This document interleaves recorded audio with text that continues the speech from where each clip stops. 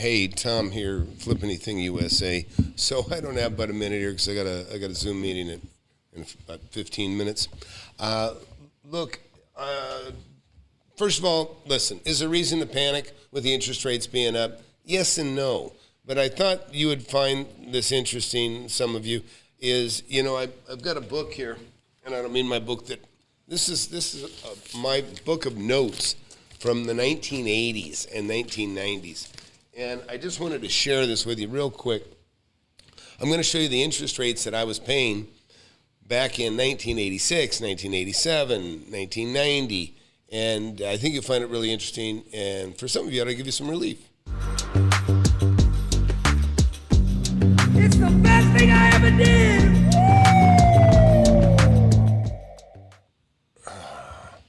All right, so look, I'm going to pull up. I just put these things together here. Let's see. So, don't want to give up too much personal information here. So, look at this. And I'm going to do a nice detailed video on this later on. I'm just in a pinch, but this is a big worry on everybody's mind about interest rates and things. Listen, if you don't know what you're doing, you're always going to be in trouble. But don't worry. So I want you to look at this property here, and let me see what else I can get. First of all, let's just take a look at this. This is a property. Is this the one I sold, or this is one I bought? Let's see. Oh, actually, this is somebody that bought a property from me. So take a look at this. This is somebody that was bought a lot from me for $35,000. This back in 1989. I already know the interest rate was 10% because that's what I charged everybody.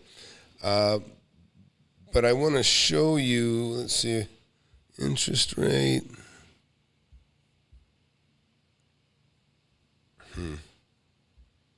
Let me grab another slide.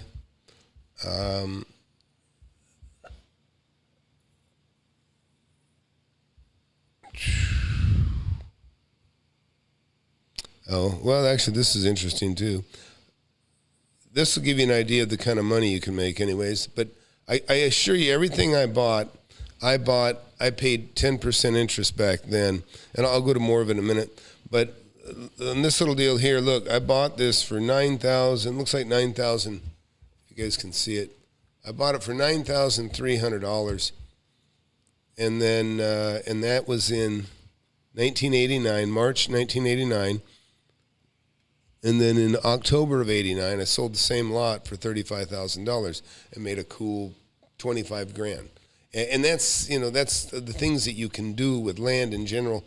You know, and this is when I was buying stuff just in my name. You can see Tom McKay, there's my name. But let me see what else I can find here for us.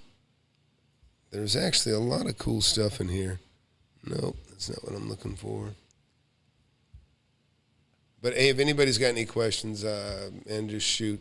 I'm not going to be on here very long, but now this is one. This is a typical note, right? This is one where I sold a property and I was carrying the note. And look right here, where my cursor is. See here? This was a note I carried. This is in 1990, about a year after that other one. And I got a huge stack of them. These are all out of here. This is like, there's almost $1 million in notes that I carried. You know, some for $300,000, some for, you know, $10,000, $15,000. But take a look here, 10% interest. 10%. Now, you guys have been spoiled with stuff in the last 10 years, with stuff that's been 1/3 that, right? 3%, 3.5%, 2.6%. Listen, everything's going to adjust. Is there going to be people that blew it big time? I think some of these gurus that got the funds going, I think they're going to eat it terribly, especially the younger guys. I think they've really blown it. And but, you know, they're going to learn from it. But when you hear some young person tell you, the Fed can't raise the rates that much, you know, they couldn't afford the debt. the people that are elected don't give a shit. They don't give a shit about anything except themselves. All they care about is re-election, and that's why they keep doing anything and everything they can to make it easy on us, so we keep throwing them money, and then they keep pushing it on our kids' kids and our kids after that's kids. And this is the future generations are getting burned horribly at our expense. And and it's not our fault, because look, a lot of us just would love the country to stay within a balanced budget. They're never going to do that. They're never going to do it. Not with this administration. It's just never going to happen. But again, back to the interest rate. 10% interest. That was the average going rate. This might be easier because I'm running out of time here. But all of this stuff you see here, these are the notes. These are all notes that have carried, and I know most of them are 10%. And again, if I was charging 10, you can bet that that's pretty much what the bank was charging at that time. In fact, the first home loan that I got that was for my personal home was for 9.25%. I think they took 1/8% off because I had just deposited a couple $100,000. And this is when I was like 25 years old, and these are more notes, 10%. This is $44,000, and this is actually a house I bought. This is a house I bought for $44,000. It had a first and a second that I actually assumed that totaled $29,000. So I put $11,000 down, bought this house, and then here, this actually shows the result of it. But I sold that house for $60,000. So I made $16,000 on that deal.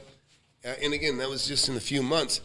And these are the things you can do. And look, if you don't have my book, get my book. Wake Up and Smell the Real Estate. It's been a bestseller on Amazon, Audible, and Kindle. But that's where you start. Don't listen. I feel like I got to deprogram people that listen to these fake gurus that don't know shit, that don't have a history like this. Look at this. This is stuff I did 30-something years ago, right? 1990, what would that be? That'd be 32 years ago. And I got some that are from 1986.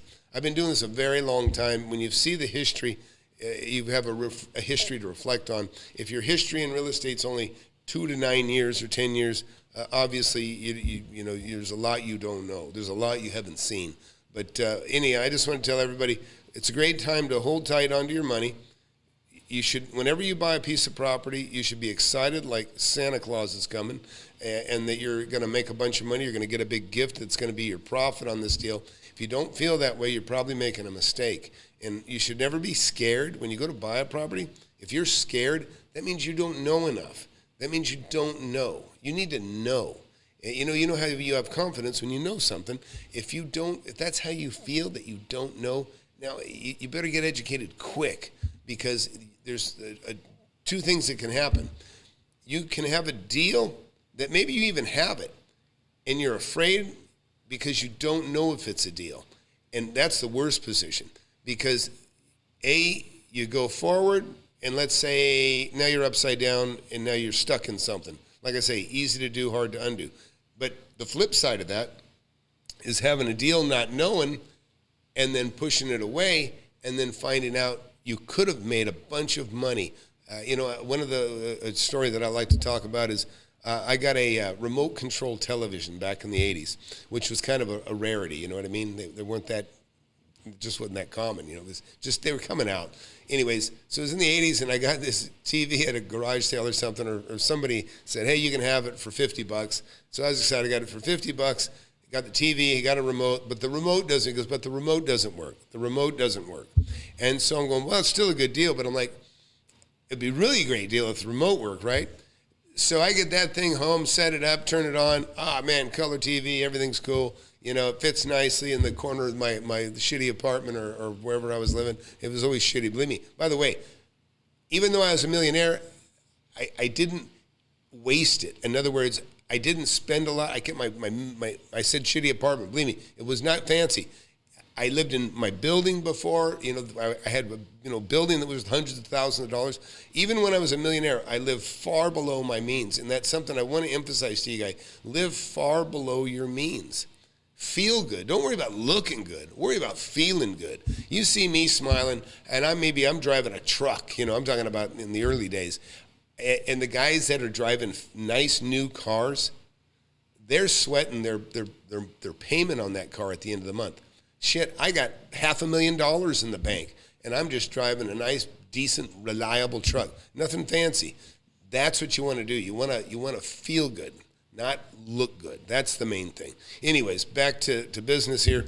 The main thing you got to do is, like I say, the interest rates things are going to adjust. It doesn't even really matter what the interest rates are, because the values are going to fall whatever they fall to.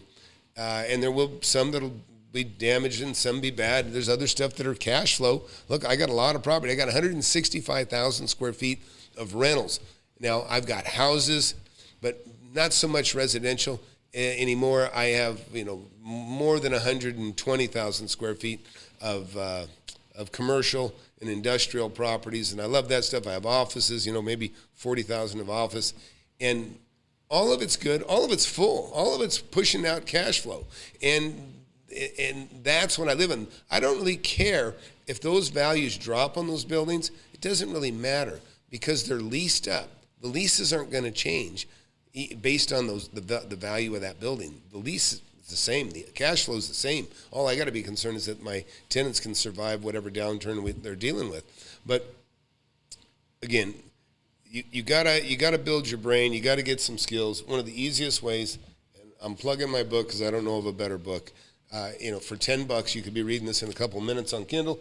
You can order on Amazon, have it in your mailbox probably tomorrow for $20. But anyways, it's really interesting to look at this, and it's kind of fun for me to look back. But like I say, I've got all these notes, and like I said, there's probably 30, 40 notes here that anywhere from $10,000 to $300,000 that I lived on. And some of those notes went bad. Some of these people did end up having hard times, and they couldn't make the payment. And so I either had to be faced with, you know what, I'm going to waive it and let you just keep the property, which I did do that for some.